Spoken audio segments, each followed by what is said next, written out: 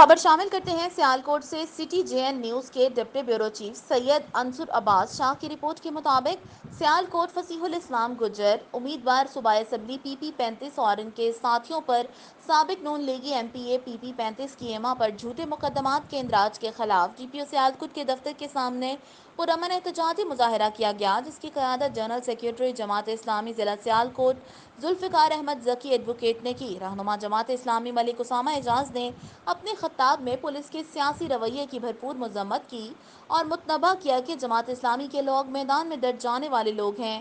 رہنما جماعت اسلامی محمد افضل سلیری ایڈوکیٹ نے کہا کہ تمہاری یہ جھوٹی ایف آئی آرز کو ہم نہیں مانتے۔ تمہارے ان ہتھ کنڈوں سے یہ بات ثابت ہو گئی ہے کہ ہمارا بھائی چودھری فصیح الاسلام گجر اپنے حلقے سے جیت چکا ہے۔ اب ظلم کا دور نہیں چلنے والا۔